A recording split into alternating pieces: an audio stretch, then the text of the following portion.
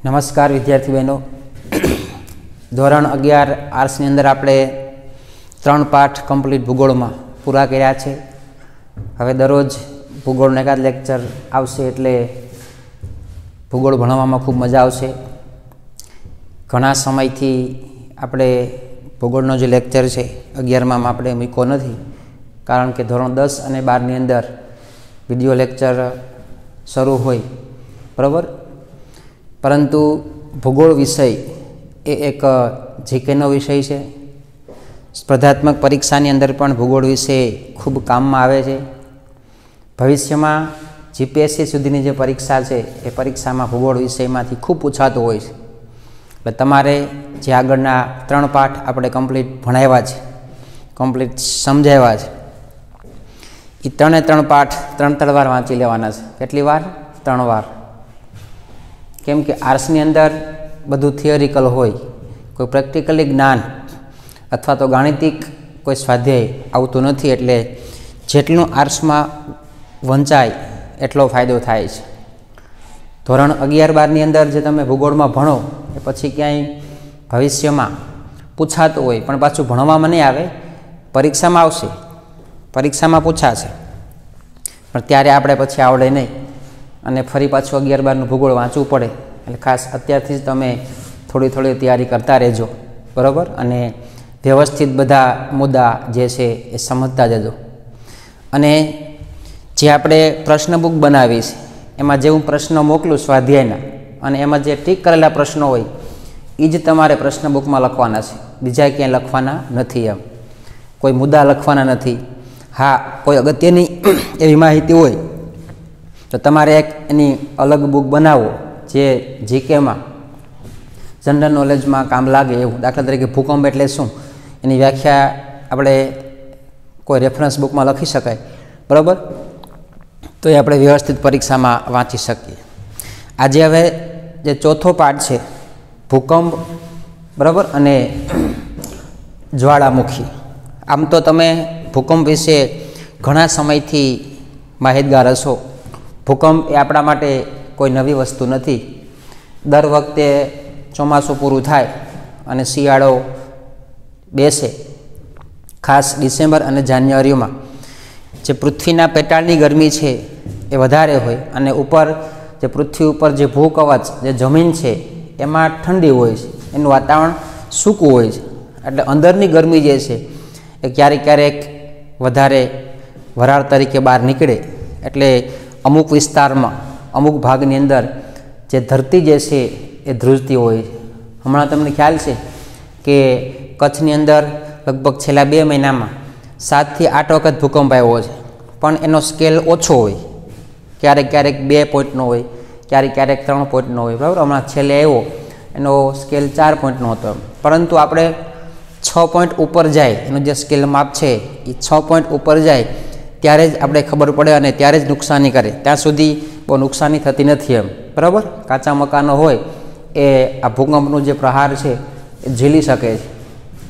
तो आम तो तमे जाणता हशो के भूकंप कोने कहेवाय, अने मैं तमने वात करी के पृथ्वीनुं पेटाळ जे छे ए खूब गरम छे। पृथ्वी उपरनी जमीन छे एनुं तो कदाच तापमान वधघट थाय, शियाळो आवे तो तापमान घटी जाय, उनाळो आवे तापमान वधी जाए, ચોમાસું वरसाद पड़े तो तापमान मध्यम थई जाए। परंतु जे पृथ्वीना पेटाळमां जे तापमान छे ए दिवसे दिवसे वधतुं जाय छे, घटतुं नथी बराबर। एमां कोई प्रकारनो ऋतुनो असर के ऋतुनी कोई एमां असरता जोवा मळती नथी। हवे आपणे ख्याल छे के पृथ्वी ए अलग अलग प्लेटोमां बराबर बनेली छे। शरूआतमां ज्यारे पृथ्वी सूर्यमांथी अलग पड़ी तो एक वायु स्वरूपे धगधगतो गोळो स्वरूपे एनुं अस्तित्व हतुं। धीमे धीमे पछी एमांथी वायु उत्पन्न थया, वातावरण बंधाणुं बराबर, सूर्यप्रकाश धीमे धीमे मळवा लाग्यो अने आम पृथ्वीनो जे गोळो जे छे ए ठरवा लाग्यो अने एमांथी पृथ्वी बनी गई। परंतु जे पृथ्वीनुं अंदरनुं जे पेटाळ छे ए खूब गरम होय छे। परंतु मात्र गरमी ज नथी, परंतु पृथ्वीना पेटाळमां घणी प्रवाही बराबर पण आवेली छे, पाणी पण होय, अलग अलग खनिज धातु पण होय बराबर। तो एनी जे गर्मी है, पृथ्वीना पेटाळमां जे गर्मी है ए ज्यारे वधे અને જે પ્રવાહી સ્વરૂપે જે અમુક ધાતુઓ છે, જે અમુક પાણી જે છે એની વરાળ નીકળે છે. હવે આપણે ખ્યાલ છે કે પાણી કરતાં વરાળ જે છે એ 6 ગણી વધારે જગ્યા રોકે છે. આપણે ખ્યાલ છે. દાખલા તરીકે પૃથ્વીની અંદર 100 કે 200 મીટરે પાણી હોય તો જે પાણી જગ્યા રોકે છે અને એ પાણી ગરમ થાય અને એની વરાળ બને તો વરાળ જે છે એ 6 ગણી જગ્યા વધારે રોકે. એટલે હવે વરાળને ક્યાંય સમાવવું તો પડે. એટલે વરાળ ક્યાંય આજુબાજુ પૃથ્વીના પેટાળમાં સમાય નહીં. એટલે જે પૃથ્વીનો જે નબળો ભાગ છે ત્યાંથી બહાર નીકળવાની કોશિશ કરે છે અને એ પૃથ્વીના પેટાળ સુધી, છેક ભૂકવચ સુધી, જમીન સુધી એ હરંગ વરાળ નીકળી જાય અને ધરતી ધ્રુજતી હોય છે. આવા ઘણા બધા અનુમાનો છે, બરાબર. બાકી આપણું ખ્યાલ છે કે શાસ્ત્રોક્ત પદ્ધતિ પ્રમાણે પણ આપણે ઘણીવાર સાંભળતા હોય કે ભાઈ ભૂકંપ થાય તો પૃથ્વી એ શેષનાગના માથા ઉપર ટકેલી છે. શેષનાગ જ્યારે આમ આગો પાછો થાય તો પૃથ્વી હલે. આ પૌરાણિક માન્યતા છે. આ વિજ્ઞાન કોઈ સાબિત કરતું નથી, પરંતુ વૈજ્ઞાનિક પદ્ધતિ પ્રમાણે કે પૃથ્વીના પેટાળમાં જે રહેલી ગરમી છે, બરાબર, પ્રવાહી વસ્તુ છે, એ પ્રવાહી જ્યારે ગરમ થાય અને જે વરાળ નીકળે છે એ વરાળ જગ્યા વધારે રોકે, માટે એ વરાળ સમાતી નથી અને એ વરાળ બહાર નીકળવાની કોશિશ કરે છે અને આજુબાજુ કોઈ વિસ્તારમાં ભૂકંપ થઈ જતો હોય છે, બરાબર. બાકી ઘણા બધા પૌરાણિક માન્યતાઓ પણ આપણે સાંભળતા હોઈએ, બરાબર.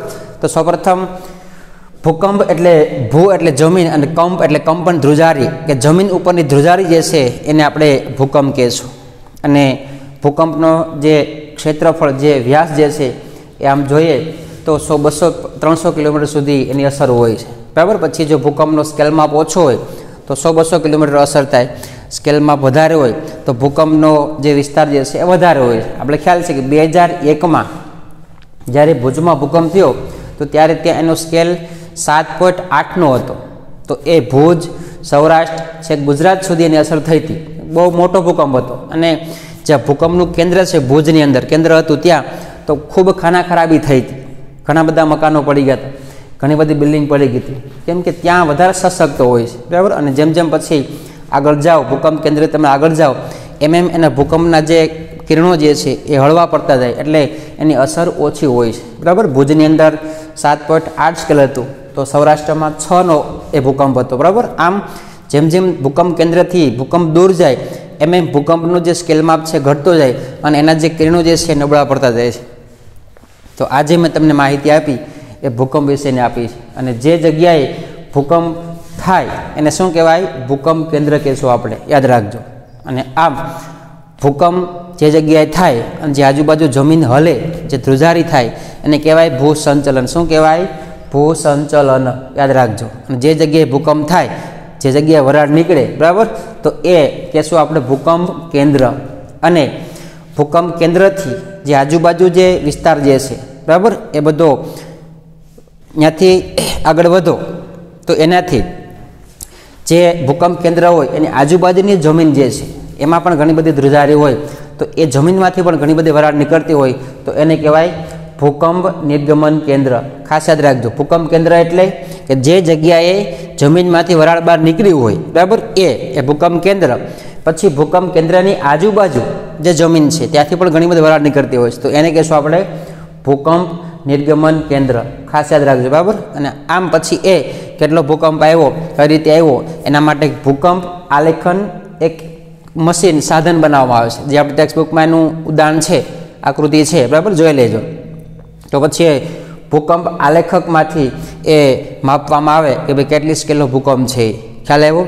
તો આ રીતે ભૂકંપની મેં પ્રસ્તાવના મેં તમને કીધી છે. હવે આપણે જેમ જેમ આગળ જઈએ એમ એના વિશે થોડીક માહિતી લેતા જઈશું. હવે તમારે બધાની પાસે ટેક્સ્ટબુક હોવી જોઈએ અને ટેક્સ્ટબુકમાંથી આપણે સરસ ભણતા જઈએ, કંઈ પણ પ્રશ્ન ન થાય એટલા માટે, બરાબર. મેં તમને પ્રાથમિક રીતે સમજાવી દીધું છે. હવે આપણે વિગતવાર ટેક્સ્ટબુકની અંદર જેમ જેમ પાઠ વાંચતા જાય એમ જે બધી માહિતી જે છે એ સમજતા જશું.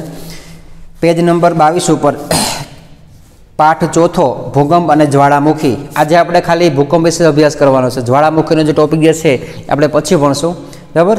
આજે ભૂકંપ કોને કહેવાય, ભૂકંપના કેટલા પ્રકારો અને કઈ રીતે ભૂકંપ માપી શકાય એની આપણે માહિતી લઈશું, બરાબર.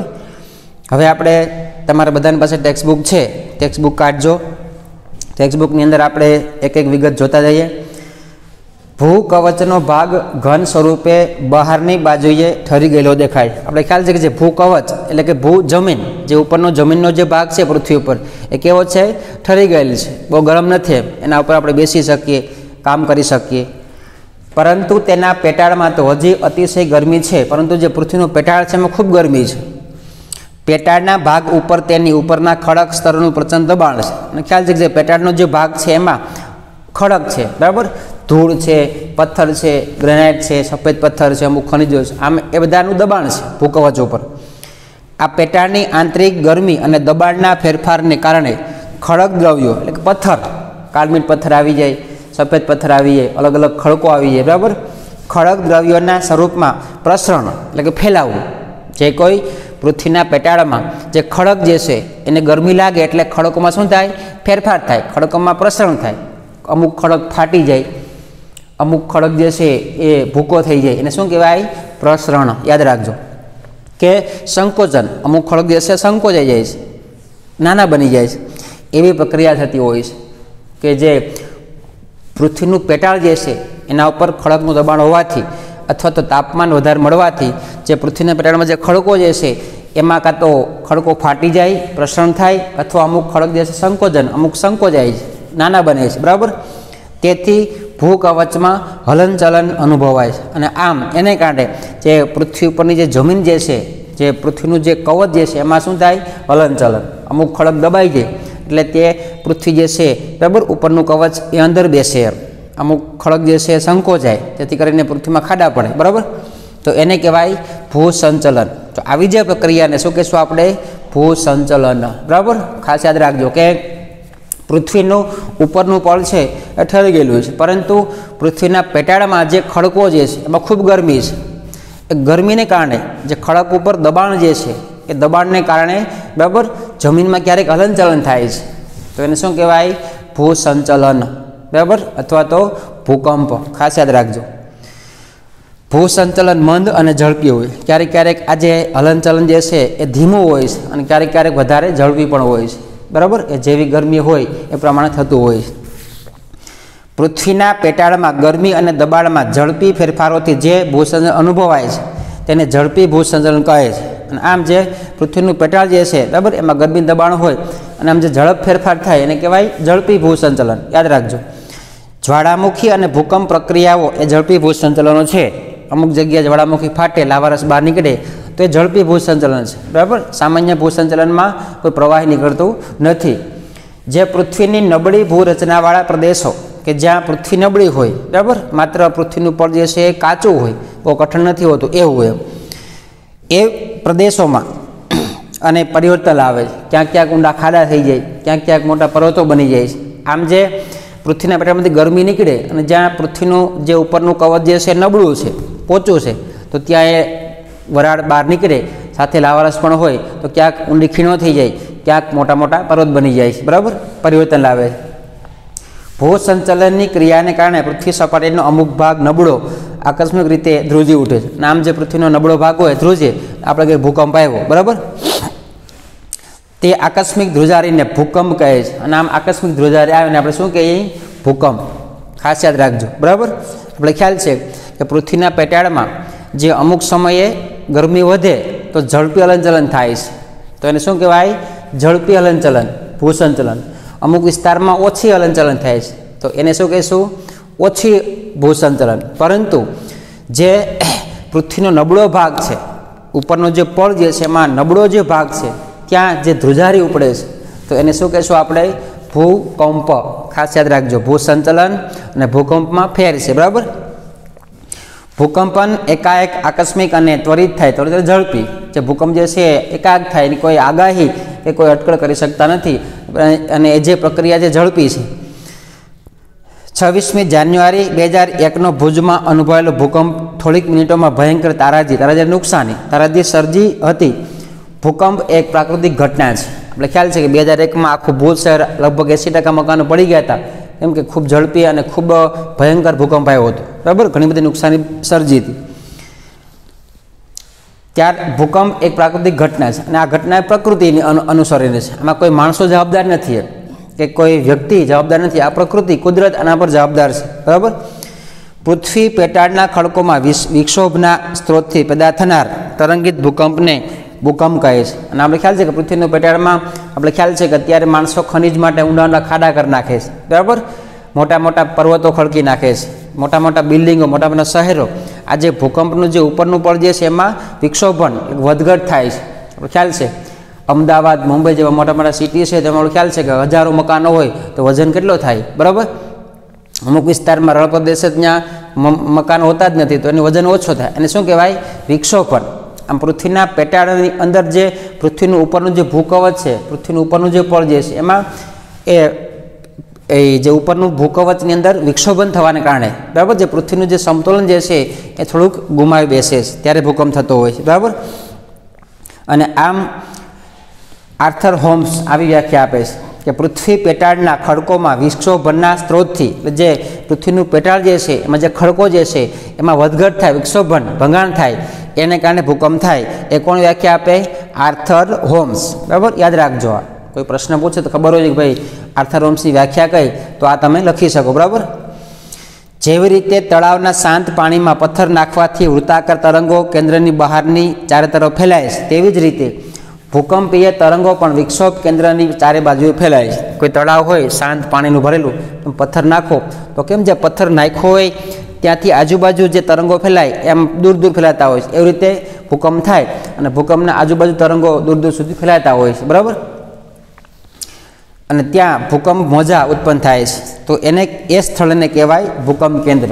અને જ્યાં ભૂકંપ થાય અને જે જ્વાળામુખી નીકળે અને જે જમીન નબળી હોય, બરાબર, તો એને કહેશું આપણે ભૂકંપ કેન્દ્ર.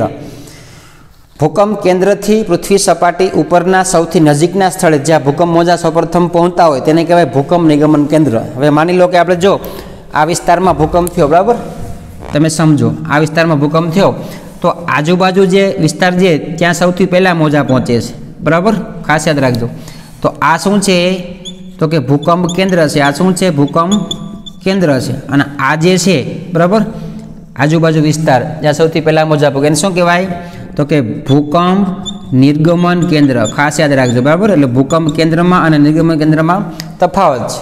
કોઈ પ્રશ્ન કરે કે ભાઈ ભૂકંપ કેન્દ્ર એટલે શું? તો કે જ્યાં ભૂકંપ ઉત્પન્ન થાય છે, જ્યાંથી ભૂકંપ, બરાબર, વરાળ નીકળ્યું હોય એ કેન્દ્ર, અને ભૂકંપ થાય અને આજુબાજુ જે વિસ્તાર છે ત્યાં ભૂકંપના મોજા સૌપ્રથમ પહેલાં પહોંચે એને કહીશું આપણે ભૂકંપ નિર્ગમન કેન્દ્ર, બરાબર. ખાસ યાદ રાખજો. આ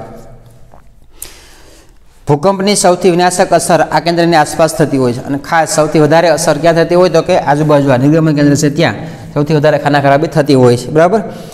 ભૂકંપ કેન્દ્ર પૃથ્વી સપાટીની આશરે 700 કિમીના વચ્ચેના સ્તરમાં હોય છે. પૃથ્વી સપાટીથી નીચે કેટલા? 700 કિમી સુધી, બરાબર. એ વચલા જે વિસ્તાર જે છે, વચલો જે, બરાબર, પેટાળ જે છે એમાં થતી હોય છે. ત્યાંથી કંપન મોજા શરૂ થઈ જાય, થોડી સેકન્ડમાં જ પૃથ્વીની સપાટી સુધી પહોંચે અને થોડીક સેકન્ડમાં પૃથ્વી સપાટી જે પૂગી જાય છે. માની લો કે જો આ પૃથ્વી જે છે, બરાબર, અહીં બરાબર સમજો આ પૃથ્વી છે, બરાબર. પૃથ્વીના પેટાળમાં કેટલા? તો કે 700 કિમીથી ભૂકંપ શરૂઆત થાય, બરાબર. અહીંથી શરૂઆત થાય, ત્યાંથી સીધા ક્યાં પૂગી જાય? તો કે પૃથ્વી સપાટીના પડ ઉપર થોડીક સેકન્ડમાં પૂગી જાય છે અને ખાના ખરાબી કરી નાખે છે, બરાબર. જો આ કેન્દ્ર આશરે 60 કિમીની ઊંડાઈ હોય તો શીશરા ભૂકંપ આશરે, બરાબર, 60 કિમી સુધી ઊંડેથી ઉપડ્યો હોય તેને શું કહેવાય? શીશરો ભૂકંપ. આશરે 60 થી 250 કિમીની ઊંડાઈ હોય તો મધ્ય ભૂકંપ, બરાબર. 60 થી 250 સુધી કિલોમીટર પૃથ્વીના પેટાળમાં, ખાસ યાદ રાખજો, આમ લંબાઈ નહીં. પૃથ્વીના પેટાળમાં ભૂકંપ ક્યાંથી શરૂ થાય? 700 કિલોમીટરથી શરૂ થાય, પરંતુ જો 60 કિમીથી ઉત્પન્ન થાય તો એને શીશરો ભૂકંપ કહેવાય, બરાબર. પછી 60 થી 250 કિમીમાં ભૂકંપ ઉપડે તો એને કેવો કહેવાય? મધ્યમ ભૂકંપ. અને 250 થી 700 કિમીની ઊંડાઈ સુધીમાં હોય તો તેને કહેવાય ગહન ભૂકંપ, એટલે કે ઊંડો ભૂકંપ, બહુ મોટો ભૂકંપ, બરાબર. 700 કિમીથી ભૂકંપ ઉપડે અને એ જ્યારે પૃથ્વીની સપાટીમાં બહાર નીકળે તો બહુ ભયંકર તારે સર્જી શકે, એને કહેવાય આપણે ગહન ભૂકંપ. આ ભૂકંપના કેટલા પ્રકાર છે? 3.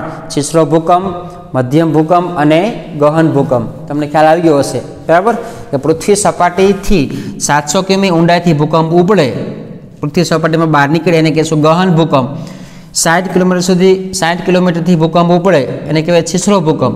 અને 60 થી 250 કિલોમીટરમાં જે ભૂકંપ સર્જાય અને જે બહાર નીકળે એને કહેવાય મધ્યમ ભૂકંપ. તો આ 3 મુદ્દા આપણે ખાસ યાદ રાખવાના છે, બરાબર. હવે જો તમારી ટેક્સ્ટ બુકમાં અહીં ભૂકંપ આલેખન એક સાધન છે, બતાવેલું છે જો અહીંયા, બરાબર. એ વૈજ્ઞાનિકોએ બનાવેલું છે અને ખાસ એક મોટો સ્તંભ હોય, બરાબર. અહીંયા અહીં લોલક હોય, ભૂકંપ માપન, અને આ ધરી હોય છે અને ફરતું ડ્રમ હોય, બરાબર. નીચે સપાટ મેદાનમાં મૂકી દેવામાં આવે, જેવી જમીનમાં ધ્રુજાર આવે એવો આ લોલક હલે છે અને આ નીચે કાંટો હોય તો એમાં બતાવે, બરાબર. 1 2 3 4 એ આપણે જ્યારે તમે સ્કૂલ ચાલુ થાય ત્યારે તમને વ્યવસ્થિત સમજાવી દે, બરાબર. એટલે ખાલી જોઈ લેજો. આ ભૂકંપનો અભ્યાસ કરતા વૈજ્ઞાનિકને ભૂકંપ વિજ્ઞાન કહે છે. ખાસ યાદ રાખજો, જે ભૂકંપનો અભ્યાસ કરે શું કહેવાય? ભૂકંપ વૈજ્ઞાનિક, બરાબર. યાદ રાખજો. સિસ્મોલોજી, ગ્રીક ભાષાના સિસ્મોસ શબ્દ પરથી આ શબ્દ બન્યો છે. જો આ જીકેનો પ્રશ્ન છે ખાસ, કે ભૂકંપ શાસ્ત્રમાં જે અભ્યાસ કરે શું કહેવાય? ભૂકંપ વિજ્ઞાન. ગ્રીક ભાષામાં, ઇંગ્લિશમાં શું કહેવાય? સિસ્મોસ. યાદ રાખજો, બરાબર. સિસ્મોલોજી. એમ સિસ્મોલોજી શબ્દ ક્યાંથી ઉતરો આવ્યો? તો કે ગ્રીક ભાષામાંથી, જેનો અર્થ ભૂકંપ થાય છે. ભૂકંપ આલેખક દ્વારા ભૂકંપની તીવ્રતા અને ઉદ્ભવ કેન્દ્રોની વિશે માહિતી મળે છે. અને આમ આલેખન દ્વારા ભૂકંપની કેટલી તીવ્રતા છે એની માહિતી આપણે મળે. અત્યારે તો બધા આધુનિક સાધનો આવી ગયા છે, પણ આ પહેલાં શરૂઆતમાં આ રીતે માપન કરતા. આ ઉપકરણનો મુખ્ય ભાગ એક લટકતું લોલક છે. જો લોલક છે, બરાબર. લટકતું લોલક છે, યાદ રાખજો, બરાબર. તેનો ઉપરનો છેડો એક સ્તંભ સાથે બાંધેલો છે. આ સ્તંભ જે છે અહીંયા ઉપરનો છેડો બાંધી દેવાનો, બીજો છેડો હલનચલન માટે છૂટો રહે, બીજો છેડો જે છે એ છૂટો રાખે. જો આ છે ને છૂટો હોય, બરાબર. તેની સાથે એક પેન જોડેલી હોય છે. અહીંયા એક પેન હોય, અહીંયા, બરાબર. જ્યાં બીજો છેડો છે લોલકનો ત્યાં બીજો છેડો નળાકાર, જેની આસપાસ કાગળ અથવા ગ્રાફ વીંટાયેલો હોય છે. અને અહીંયા શું હોય? કાગળ. જો આ કાગળ છે, ખાસ યાદ રાખજો, બરાબર. આ કાળો કાળો દેખાય ને, કાગળ છે, બરાબર. એની સાથે વીંટાયેલો હોય છે, જે તેની સાથે સ્પર્શ કરતો હોય. અને આ જે લોલકની ધરી જે છે એમાં પેન લગાડેલી છે, એ કાગળ મળતી હોય છે, ખાસ યાદ રાખજો, બરાબર. તેનો સંબંધ એક ઘડિયાળ સાથે પણ જોડાયેલો હોય છે. અને અહીંયા બાજુમાં ઘડિયાળ પણ હોય છે, બરાબર. બાજુમાં ઘડિયાળ પણ રાખેલી હોય છે. ભૂકંપના સમયે કંપન પ્રમાણે નળાકાર પર વીટેલા કાગળ ઉપર નાના મોટા કદમાં રેખાંકિત અંકિત થાય. હવે જેવું આ લોલક હલે, બરાબર. લોલકનો એક છેડો બાંધેલો છે, એક છેડો છૂટો છે, અહીંયા પેન છે. હવે લોલક હલે એટલે પેનથી અહીંયા શું થઈ જાય? નાના નાના બિંદુઓ, બરાબર. અમુક ટપકા થઈ જાય છે. એના બધી ખ્યાલ આવે ભૂકંપ કેટલો આવ્યો છે, બરાબર. અને કયા સમય આવ્યો, કેમ કે એની સાથે શું જોડાયેલું હોય? ઘડિયાળ જોડાયેલું હોય છે. એટલે કેટલા સમય આવ્યો એ પણ આપણે માહિતી આપી શકીએ, બરાબર. એટલે સમય પણ નોંધી શકાય છે. જુદા જુદા સ્થળોએ રાખેલા ભૂકંપ આલેખક ઉપર નોંધાયેલા ભૂકંપ આલેખોની સરખામણી કરતાં ભૂકંપ ઉદ્ભવ સ્થાન તથા ભૂકંપ નિર્ગમન કેન્દ્રની જાણકારી મળે છે. અને આમ આ ભૂકંપ આલેખન દ્વારા ભૂકંપ ક્યાં થયો, કયા વિસ્તારમાં પ્રસરણ, કઈ બાજુ ફેલાયો, એ બધી માહિતી ભૂકંપ કેન્દ્ર, ભૂકંપ નિર્ગમન કેન્દ્રની આપણે માહિતી આ ભૂકંપ આલેખન ઉપરથી મળતી હોય છે. ભારતમાં મુંબઈ, કલકત્તા, દિલ્હી, દહેરાદૂન, હૈદરાબાદ અને ગુજરાતમાં રાજકોટ, વડોદરા, ગાંધીનગર વગેરે શહેરોમાં ભૂકંપ આલેખન કેન્દ્રો સ્થાપવામાં આવ્યા છે. અને આટલા જગ્યાએ ભૂકંપ આલેખન કેન્દ્રો છે, એની કચેરીઓ છે, બરાબર. ભૂકંપ આલેખન પર 3 પ્રકારના ભૂકંપ મોજા નોંધ થાય છે. જો આવા મોજા હોય છે, તમને જે બતાવ્યો તે 3 પ્રકારના મોજા થાય. હવે ભૂકંપ આલેખનના મોજા જે છે એને ભૂકંપના પ્રકાર કહેવામાં આવે. શું કહેવામાં આવે? ભૂકંપના પ્રકાર, બરાબર. 3 પ્રકાર. એક આવશે પ્રાથમિક મોજા, બીજો આવશે દ્વિતીયક મોજા અને ત્રીજો આવશે પૃષ્ઠીય મોજા. આ ભૂકંપ મોજાના પ્રકારો છે, ખાસ યાદ રાખજો, બરાબર. પહેલું જોઈએ આમાં પ્રાથમિક મોજા, જેને આપણે લંબાત્મક મોજા અથવા પી મોજા પણ કહેવામાં આવે છે. આ મોજા સૌથી વધુ વેગ ધરાવતા મોજા છે. સૌથી વધારે વેગ હોય છે પ્રાથમિક મોજામાં, ઝડપ વધારે હોય છે. તેથી ભૂકંપ નોંધણી કેન્દ્ર પર સૌપ્રથમ પહોંચે છે. આ મોજા પ્રવાહી અને ઘન બંને પ્રકારના માધ્યમોથી પસાર થતી હોય. પ્રવાહી પણ હોય અને અમુક પથરાઓ કે ખડક પણ હોય છે. પ્રવાહી માધ્યમમાં પ્રવેશતા તેની ગતિમાં ઘટાડો થતો હોય છે. પ્રવાહીમાં પ્રવેશે, કોઈ પાણી હોય કે ખડક એમ પ્રવેશે તો એમાં ગતિ ઘટી જાય છે. કેન્દ્રીય ભાગમાં તે પ્રતિ સેકન્ડ 8 થી 14 કિમીની વેગથી પસાર થતો હોય છે. જ્યાં કેન્દ્ર છે ભૂકંપનું ત્યાં એ 8 થી 14 પ્રતિ સેકન્ડમાં 8 થી 14 કિલોમીટર વેગથી પસાર થતા હોય છે, બરાબર. પદાર્થની ઘનતા બદલાતા મોજા વક્રીભવન પામે છે. અને પદાર્થમાં જે મોજા જતા હોય અને કોઈ પળ જે પૃથ્વીના પેટાળમાં જે કંઈ ફેરફાર થાય, પથ્થર આવે, પાણી આવે તો એ વક્રીભવન ભાગ ફેલાઈ જાય, યાદ રાખજો. એટલે આ જે પ્રાથમિક મોજા જે છે એ સૌથી વધારે વેગવાળા છે અને પ્રતિ સેકન્ડે 8 થી 14 કિલોમીટરની વેગે ફરતા હોય છે. અને પ્રવાહી આવે એમાંની તીવ્રતા ઘટી જાય છે, એટલું યાદ રાખજો, બરાબર. પછી બીજો આવશે દ્વિતીયક મોજા, બરાબર, કે જેને આપણે સે વેવ કહેવામાં આવે છે. પ્રાથમિક મોજા કરતાં આ મોજાનો વેગ ઓછો છે. પ્રાથમિક મોજા કરતાં વેગ ધીમો હોય, ઝડપ ઓછી હોય છે. તેઓ માત્ર ઘન માધ્યમમાંથી પસાર થઈ શકે. કોઈ ઘન હોય, પથરાઓ છે, ખડક છે, એમાંથી પસાર થાય, પ્રવાહીમાં પસાર થઈ શકતા નથી. આમાં અણુઓનું કંપન મોજાની દિશામાં કાટખૂણે ઉપર નીચે થાય છે. અણુઓનું જે કંપન છે કાટખૂણે સીધા જાય આડા જાય એ રીતે, બરાબર. આ મોજા પ્રકાશના મોજાને મળતા આવે છે, જેમ કે પ્રકાશના મોજા એવા મોજા હોય છે.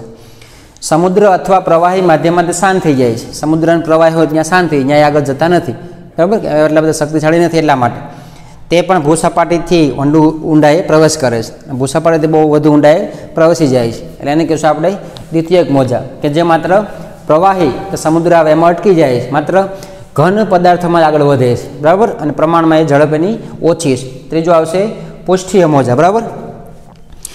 આ મોજા પૃથ્વીની સપાટી ઉપર પરિઘની લંબ દિશામાં ગતિ કરે છે. પરિઘ કોને કહેવાય તમને ખ્યાલ છે, ગણિત ભણી ગયા દસમામાં, એટલા માટે, બરાબર. એ પ્રમાણે લંબ ગતિ કરતી હોય છે. શાંત સરોવરમાં પથ્થર નાખવાથી જેવા મોજા ઉત્પન્ન થાય તેવા જ આ મોજા છે. તેમની ગતિ પ્રતિ સેકન્ડે 3 કિમી હોય, 1 સેકન્ડમાં 3 કિલોમીટર ચાલે છે. આ મોજા સૌથી વધુ વિનાશકારી છે અને વિનાશ એટલે નુકસાન બહુ કરતા હોય છે. ભૂકંપના કારણે જે તબાહી મચે છે તે આ મોજાના કારણે. જે આ ભૂકંપ નુકસાન થાય, મોટી મોટી બિલ્ડિંગો પડે, એ કોને કારણે? પૃષ્ઠીય મોજાને કારણે, બરાબર.